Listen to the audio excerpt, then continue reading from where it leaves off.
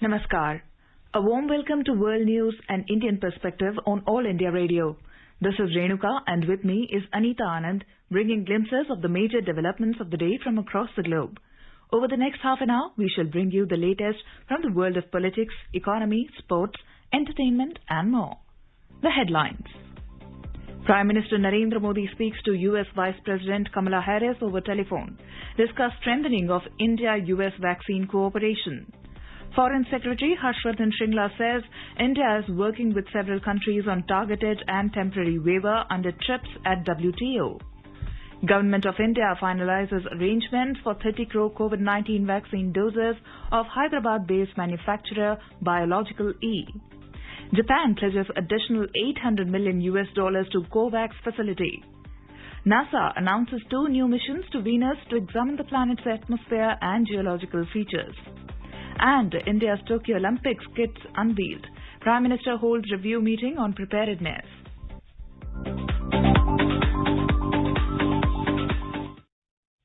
In the wake of COVID-19, we appeal to our listeners not to lower their guard and stay safe and protected by following these 4 simple steps.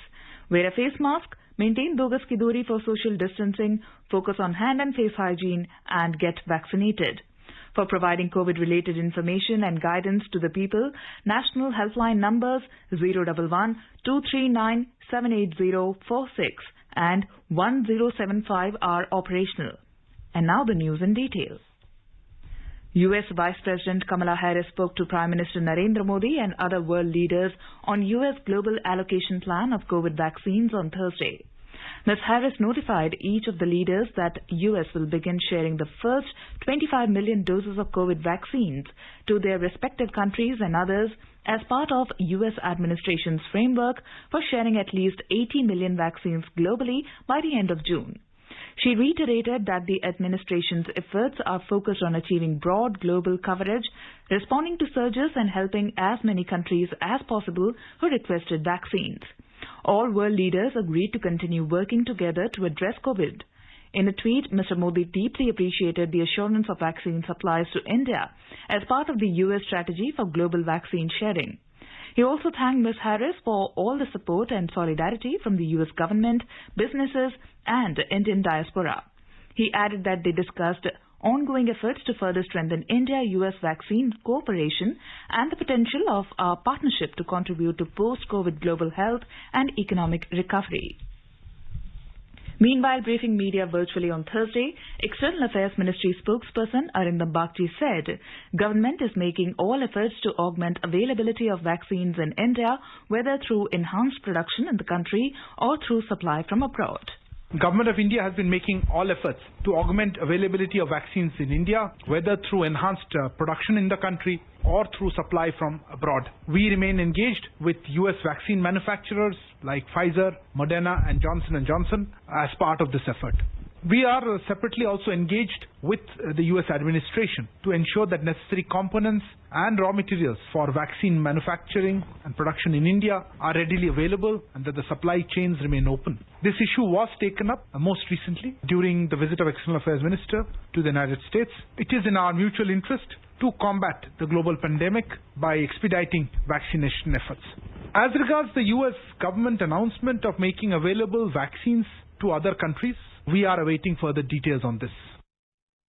Meanwhile, Foreign Secretary Harshvardhan Shringla has said that India is working with several other countries in the World Trade Organization on a targeted and temporary waiver under TRIPS to ensure timely and secure access to vaccines for all. He said India is also looking forward to World Health Organization's approval for India's indigenous vaccine Covaxin manufactured by the Bharat Biotech. While addressing at the WHO's Southeast Asia Regional Health Partners Forum on COVID-19 on Thursday, Mr. Shringla said India is part of the discussions with major vaccine manufacturers like Pfizer, Johnson & Johnson and Moderna about sourcing and possible local manufacturing of their vaccines in India. He said India has also helped to expedite the introduction of Sputnik V vaccines. Highlighting the efforts of the Ministry of External Affairs in the fight against the COVID-19 pandemic, the Foreign Secretary said that the ministry has acted as the global arm of the government of India's Empowered Group to procure essential raw materials and medical supplies for COVID-19. Meanwhile, the Health Ministry has finalized arrangements with Hyderabad-based vaccine manufacturer Biological E to reserve 30 crore of COVID-19 vaccine doses. The COVID-19 vaccine of Biological E is currently undergoing phase 3 clinical trials after showing promising results in phase 1 and 2 clinical trials. The vaccine being developed by Biological E is likely to be available in the next few months. Now let's take a look at the coronavirus updates from around the world. Britain is hosting the health ministers from the group of 7 G7 countries in Oxford on Thursday. A G7 report on progress in efforts to improve health in developing countries will also be published. British Foreign Minister Dominic Raab said that equitable access to coronavirus vaccines will be at the top of the agenda during the two-day summit. Japanese Prime Minister Yoshihide Suga has pledged an additional $800 million to COVAX facility, aiming for a fair distribution of coronavirus vaccines worldwide. The announcement came at an online vaccine summit which Japan co-hosted with the Gavi Vaccine Alliance, an international group that promotes vaccinations in developing nations. The United Nations Children's Fund, UNICEF, on Wednesday said that it had reached an agreement with vaccine manufacturer Moderna to supply their international vaccination efforts against the novel coronavirus. The vaccines will be supplied to UNICEF's COVID-19 Vaccine Global Access COVAX facility. Bahrain has begun offering a booster shot of the Pfizer-BioNTech coronavirus vaccine for some people 6 months after they received 2 shots of China's Sinopharm vaccine. Meanwhile, Vietnam authorities have said that the coronavirus, which was initially thought to be a combination of the Kappa and Alpha variants that originated in India and the UK, is not a new hybrid. It has turned out to be part of the existing Alpha variant. This is All India Radio giving you the world news. 3 steps to stay protected and stay safe from COVID-19. Wear face mask, 2 gaz ki duri to maintain social distancing, maintain hand and face hygiene. Welcome back to the World News. External Affairs Ministry on Thursday said that India remains steadfast in its efforts to ensure that fugitives are brought back to India to face justice. Replying to media queries on fugitive Mehul Choksi, Ministry spokesperson Arindam Bagchi said he is currently in the custody of Dominican authorities and certain legal proceedings are underway. He said India will continue to make all the efforts to ensure that he is brought back to India.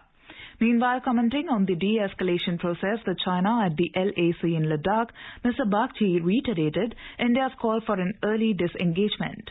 Process of disengagement remains unfinished. The two sides have agreed that in the interim, they would maintain stability on the ground and avoid any new incidents. It is our expectation, therefore, that neither side should do anything that is not in keeping with these understandings. An early completion of the disengagement in the remaining areas could lead to de-escalation of forces in eastern Ladakh, which would hopefully lead to full restoration of peace and tranquility in the border areas and enable overall progress in the bilateral relationship. The third edition of the Sustainable Development Goals SDG India Index and Dashboard 2020-21 was released by Niti Aayog on Thursday. In today's Hotspot section, we take a closer look at the development with an exclusive interview with Ms. Sanyukta Samadar, Advisor SDGs. The third edition of the Sustainable Development Goal India Index and its dashboard has been released by the Niti Aayog today. This is developed in collaboration with UN in India, and this index measures the progress at the national and at the subnational level in India's journey towards meeting the global goals and targets, and it has been a successful advocacy tool to propagate messages like sustainability, resilience, and partnership. Ms. Samadar, can you tell us a little bit about how have the states performed, who are the top performers, and which are the states that are lagging? What are the key takeaways of this report that has been launched today? Niti Aayog today launched the third edition of the SDG India Index. This has become the measuring tool for the SDGs for the entire country, particularly because Niti Aayog has the mandate to oversee the SDG implementation, monitoring, and the supervision for the entire country. So we began this journey in 2018, and since then, the SDG India Index has become the mainstay for assessing the progress of the states and the union territories. And I'm very happy to say here that over the last 3 years, we've expanded, we've refined the index, which began with just 62 indicators covering just 39 global targets across the 13 goals at that time, to the present edition, which covers all the 16 goals with an analysis of goal 17, which is partnerships, with 115 quantitative indicators. So the refinement has happened, the coverage has expanded, and also our statistical systems and the data coverage and periodicity has also improved over the years, with 80% of our indicators sourced from the periodicity line between the last 2 years, from 2019 onwards. So coming to the results, because I think that's the most important thing that people are waiting to hear. So we categorize states into 4 categories, with aspirant being 0 to 49, performer being 50 to 64, front runner 65 to 99, and 100 being achiever. So definitely one of the best thing is that no state or union territory is in the red or the aspirant category, and the number of states which have increased in the front runner category is very heartening. In 2019, only 10 states belong to the front runner category, which is green, and 12 more states have joined this category, with Uttarakhand, Gujarat, Maharashtra, Mizoram, Punjab, Haryana, Tripura, Delhi, Lakshadweep, Andaman, Nicobar Islands, Jammu Kashmir, and Ladakh. So these states were, in the last year, they were in the yellow category of performer, and now they have gone to the front runner category. Needless to say, the top 5 states are congratulations to the top 5 states. Kerala retains its position at the top category. Himachal Pradesh and Tamil Nadu have tied at the second rank. Andhra Pradesh, Goa, Karnataka, Uttarakhand, they have moved up their ranks and they've gone to the 4th rank, followed by Sikkim and Maharashtra. Definitely the states which need to do a lot more, let me say Chhattisgarh, Nagaland, Orissa, Arunachal Pradesh, Meghalaya, Rajasthan, Uttar Pradesh, Assam, Jharkhand, and obviously Bihar, which again remains at a score of 52, which is the lowest as of now. But apart from the movement of the states and the progress which the states have shown, basically all states have improved in their scores. Some may not have improved their ranks, but it's heartening to know that all states have improved their scores if you see the report. What is interesting is at the national level, what is it that we see? Because your question was exactly also as to where do we see India? So definitely there has been a progress from 2019 to 2021 in terms of 6 points. There's been an increase from a score of 60 to 66 in 2021. And this is particularly steered by the tremendous amount of progress that we see in Goal 6, which is clean water and sanitation, and Goal 7, which is affordable and clean energy. Definitely, logically, this is pushed, this is steered by the amazing amount of progress in not only the Jal Jeevan Mission, the Swachh Bharat Mission, but also in the area of energy by the entire program of Saubhagya, household electrification, and on sustainable urban management. So I think these areas have shown progress. This particular tool also shows us as what are the areas of our weakness which require a lot more focus, not only at the level of the states, but at the level of the center, and basically a cumulative effort. So this is largely Goal 2, which is the nutrition zero hunger, largely driven by the levels of stunting and wasting among children, anemia among women. So these are some of the critical elements which go into making the zero hunger the Goal 2, and also gender equality, which is Goal 5. So we see that these 2 particular areas are still in the red category, which is the aspirant level,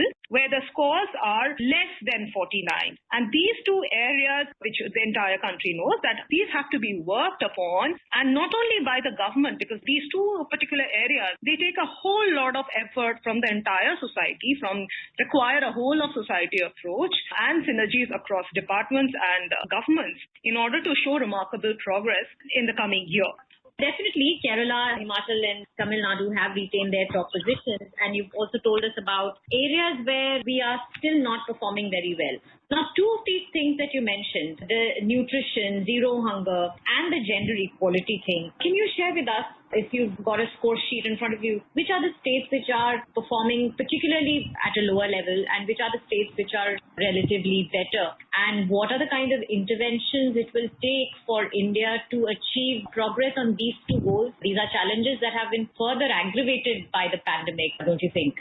Yes, Ruchika, you're right. And that is why we see that Goal 2 and Goal 5 still remain in the red zone, which is an area of concern. So let me focus on the zero hunger part. In our entire framework of SDGs, what actually goes into zero hunger is largely what is the gross value added in agriculture per worker. Then adolescents who are anemic, again, children, stunted, children underweight, pregnant women who are anemic, and the agricultural productivity. With these components, what we see is the top performers in this are definitely Kerala, Goa, Punjab, Mizoram, Sikkim, and Arunachal Pradesh, who are in the front-runner category. But the cause of concern is definitely the states who are in the aspirant category. 11 states, in fact, are rated in that score of 0 to 49, which is the aspirant category, with Jharkhand being at the number of 19, which is the lowest. Bihar, again, 31, second lowest. Chhattisgarh, 37, and Meghalaya, 37. I could tell you that the last 4 states, if we see in that order from the last, would be Jharkhand, Bihar, Chhattisgarh, Meghalaya, Assam. So these are some of the states which require a lot more focus, particularly in these areas of women and children who are suffering from anemia, underweight issues, stunting, and wasting. And definitely, the pandemic has, so interventions definitely are the kind of interventions that have come up with in terms of the National Food Security Act and the additional food grain which has been allocated and the additional money which has been allocated in terms of direct benefit transfer. These are some of the key interventions which will show some impact in the next year itself. Now moving over to gender equality, which is Goal 5. This has been a traditional area of concern since 2018 and has always been the goal which has always paired in the red category and has been a cause of concern for every stakeholder here. What I would like to say here is that the Goal 5 talks about women's participation in the economy, the pay structures, the equality, the gender parity in pay, women's participation in the political arena, and also the kind of security and safe environment that women have. So some of the indicators which crucially go into Goal 5 is women's control over operational land holdings, then things like crime and control over family planning, women's participation in the legislative assemblies and in managerial positions in companies, rate of crimes against women, again, the gender differences in the male-female salary gaps, and labor force participation rate. So what we have seen here is, although there has been an improvement from last year in terms of the scores rising from 42 to 48 in Goal 5, however, it requires a lot to be done. And some of the states who are doing well in Goal 5, and none of them are front runners, none of them are in the green category though. Some of the states are in the performer category, in the yellow category. Chhattisgarh on top, Kerala, Himachal Pradesh, Tamil Nadu, and Andhra Pradesh on the top 5. And however, the states which are right at the bottom here would be Assam, Arunachal Pradesh, Tripura, and Rajasthan. So these are some of the critical states which are again at a very low score beginning from 25 to 39, if I may give you just the range of scores that the lowest states have. So amongst the various states of India, there's a huge gap, but it requires a collective effort, and not only it requires policy effort and more so behavioral and social effort in terms of improving the position, not only in the political arena, but also in the economic, financial, and the health arena. So these were the critical concerns in Goal 2 and in Goal 5. One of the things that NITI Aayog, this whole dashboard and the India Index does is it encourages an evidence-based policy making. Now, I would like you to talk a little bit about how states can have some sort of an interstate learning. What can they learn from each other? And is that platform also being provided by NITI Aayog? What kind of policy interventions are you suggesting based on the findings of this index? This is just a beginning. When we come out with the index and what it helps in terms of doing it, it also kind of puts into place what are the critical areas of each state, what are the things that are working in some states which other states could learn. It actually provides a very beautiful arena for peer learning and to see what are the good practices which are working in, let's say, nutrition in the southern part of India, which could be replicated or customized in the northern states of India. So what we do with this index is it's just not the end of the process. It's in fact the beginning of the process, and it entails a lot of engagement. So I have to tell you this, that in the last 1 year, we have our team, we have visited around 12 states immediately after the lockdown opened last year, from September till April this year. So what we do is we personally engage as a team, we engage with the state governments, and we conduct a 2-day workshop in each of these states. And that is where we try to come up with dedicated and customized reform action plan, reform interventions, which the state could use in order to plug those gaps. Now, these reforms could be very simple things like plugging the HR issue or some procurement issue or some simple legislation, some simple rules which could be kind of just framed by the state government. So these are the learnings, and these reform action plans is something that we pick up from our visits and from our engagement with the different states, where we try to understand as to how things are addressed in a particular region. Let's say how the problem of schools at the time of pandemic was being addressed in Gujarat. That became a learning for how some of the schools could manage in Uttar Pradesh. So some of these cross learnings are very interesting, and this is what we take to the states. But we also work extensively and intensively with the state governments in order to prepare the reform action plans based on the diagnostics that come out from this entire gamut of data we are able to generate through the SDG India Index. So this is one of these highest forms of evidence-based policy making, where we bring in the evidence, we show it to the state governments, and from there we try to devise these policy interventions, these policy tweaks, which we work along with the state governments, and then it's obviously up to the state governments to kind of own it and then kind of implement it. Do you think that health is going to get much, much bigger space in the Sustainable Development Goals? And overall, which direction do you see this evolving in the coming year? The goal 3, which deals with good health and well-being, that has definitely become the focus of the entire country. Let me just say not only the country, but the entire world, given in the last 2 years. A lot of focus has gone into it. The energies of the entire state has gone into it, let me say. Not only the finances, the energies, but again, in the SDG framework, the goal of good health is marked by certain established things which are again globally accepted, and they are part of the UN resolution, which deal with a whole gamut of things ranging from maternal and child health to per capita expenditure on health, and again, things like communicable, non-communicable diseases, and the entire health infrastructure. So it's a very holistic kind of and very comprehensive goal which covers the different ranges of health, not only the health inputs, the health infrastructure, but also the health-related outcomes. With the kind of parameters that are incorporated in Goal 3, there has been a remarkable improvement from 2019 to 2020, which is 61 to 74. That's a remarkable improvement. I believe that with the current focus on the health systems, this will continue to improve, because now the entire machinery is garnered towards improving the system, the health infrastructure, the health outcomes because of the pandemic.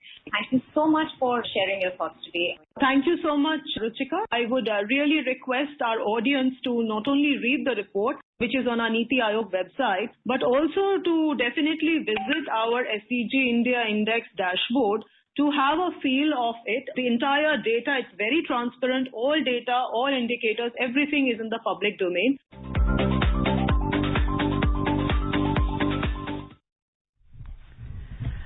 NASA has announced that it is sending 2 new missions to Venus in order to examine the planet's atmosphere and geological features. The missions are due to launch between 2028 and 2030. NASA Administrator Bill Nelson said the missions would offer the chance to investigate a planet they haven't been to in more than 30 years. Venus is the second planet from the Sun and the hottest planet in the solar system, with a surface temperature of 500 degrees Celsius. The Da Vinci plus Deep Atmosphere Venus Investigation of Noble Gases, Chemistry and Imaging mission will measure the planet's atmosphere to gain insight into how it formed and evolved. It will also aim to determine whether Venus ever had an ocean. The second mission, Veritas, will map the planet's surface to understand its geologic history and investigate how it developed so differently than Earth. The Sensex today climbed to settle above the 52,000 mark, while the Nifty surged to finish near the 15,700 level. Both stocks gained more than 0.7% amid mixed global cues. The rupee appreciated 18 paise against the UN's currency. A report from the Business World. The Sensex at the Bombay Stock Exchange rose 383 points or 0.74% to close at 52,232. Nifty at the National Stock Exchange also added 114 points or 0.73% to end at 15,690. In the global equity markets, Asian shares traded mixed and settled below recent 3-month highs. South Korea's Kospi rose 0.7%, Japan's Nikkei 225 climbed 0.4%, and Singapore's Straits Times added 0.1%. On the other hand, Hong Kong's Hang Seng plunged 1.1%, China's Shanghai Composite Index declined 0.4%. European shares were down in intraday trade. Oil prices hit their highest in more than a year. In intraday trade, Brent crude prices were trading around $71.30 per barrel. Back home, gold prices gained around 500 rupees at the multi-commodity exchange for June contracts, even as gold prices fell in the international bullion markets. Gold was trading at 49,650 rupees per 10 grams. Silver prices, however, declined 960 rupees to trade at 71,720 rupees per kilogram for July contracts when reports last came in. In the forex market, the rupee strengthened 18 paise to finish at 72 rupees and 91 paise against the US dollar. This is Lalema Aneja Dang for AIR News. Prime Minister Narendra Modi on Thursday chaired a meeting to review preparations for the Olympics. Mr. Modi said the wishes of 135 crore Indians will be with nation's youngsters who are participating in the Olympics. He emphasized that from vaccination to training facilities, every need of the sports persons must be fulfilled on top priority. Youth Affairs and Sports Minister Kiren Rijiju unveiled the Team India official Olympic kit on the occasion of 50 days countdown to Tokyo Olympics. Meanwhile, the head of the Tokyo Olympics 2020 Organizing Committee has again dismissed suggestions of cancelling the Games amidst speculations and doubts among city governments. The Olympics are scheduled to start on 23rd of July. In the French Open tennis, Indo-Croatian duo of Rohan Bopanna and Francois Cougar advanced to the pre-quarterfinals with a straight set win over Americans Francis Tiafoe and Nicolas Monroe. In men's doubles, the unseeded pair of Bopanna and Cougar defeated their rivals 6-4, 7-5 in the second round. In the women's singles, top-seeded Australian Ashley Barty withdrew with a hip problem during a second-round match against Magda Linette of Poland. The Australian pulled the plug while trailing Linette 1-6, 2-2. In the men's category, Roger Federer is safely through the third round, overcoming Salic 6-3, 2-6, 7-6, 6-2. Now let us take a look at the major developments around the world as reported in the foreign press. Washington Post writes that 3-time Olympic champion Kerry Walsh Jennings fails to qualify for Tokyo. Wall Street Journal reports that cryptocurrency Dogecoin set to begin trading on Coinbase Pro. The Guardian carried the headline, Minneapolis removes barricades to reopen George Floyd Square to traffic. Sydney Morning Herald writes that Singapore is ready for Australia bubble despite uptick in cases. The Himalayan Times reports that Nepal government responds to UK tabloid story on Nepal variant and declares no such strain is active. A quick look at the headlines once again. Prime Minister Narendra Modi speaks to US Vice President Kamala Harris over telephone, discuss strengthening of US-India vaccine cooperation. Foreign Secretary Harshvardhan Shringla says India working with several countries on targeted and temporary waiver under TRIPS at WTO. Government of India finalizes arrangements for 30 crore COVID-19 vaccine doses of Hyderabad-based manufacturer Biological E. Japan pledges additional $800 million to COVAX facility. NASA announces 2 new missions to Venus to examine the planet's atmosphere and geological features. And India's Tokyo Olympic kit unveiled. Prime Minister holds review meeting on preparedness. India is celebrating the 151st birth anniversary of Mahatma Gandhi. Before we end, let us listen to his favorite bhajan, Vaishnava Jan, by artists from Italy.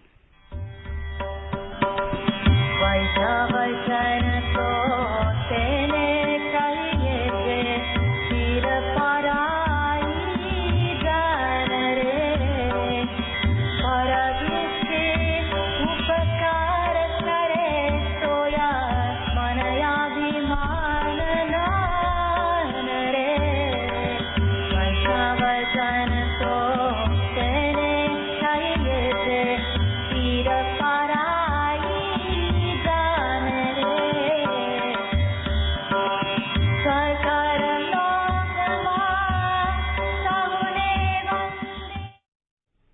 And with that, we end this bulletin. We'll be back at the same time tomorrow with the next edition of World News.